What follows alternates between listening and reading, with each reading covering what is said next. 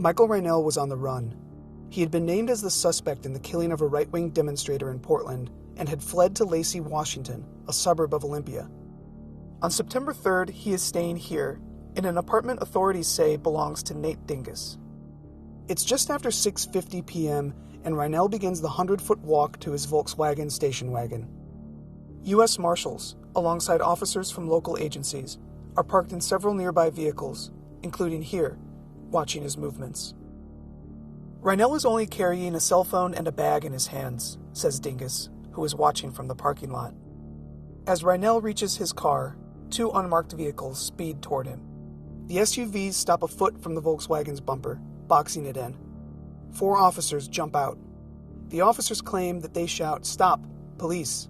But Dingus and 4 other eyewitnesses, who are standing here, here, and here, say they don't hear the officers shout any warnings or commands before firing. In the statements they've provided to investigators, officers have given differing accounts. One officer claims he sees Reinell, inside the car, raise something that looks like a weapon. But 2 other officers say only that Reinell makes, quote, furtive movements toward the center console. They open fire, and bullets pierce the driver's side of the Volkswagen's windshield, hitting Reinell, according to investigators. The bullet casings are visible here, just a few feet away. A 911 dispatch conveys the chaos of the scene. People are running all over, saying they heard about 5 or 6 shots. There are a possible 10 subjects outside right now. Just for information, this may be the U.S. Marshals. Reinell is wounded, but he manages to flee the Volkswagen. Officers continue to fire. Reinell steps from behind a truck and into the street.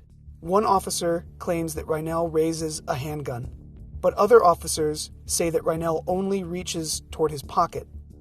A 5th officer arrives here in this area and opens fire along with the others. Reinell falls. None of the eyewitnesses on the street has a clear view.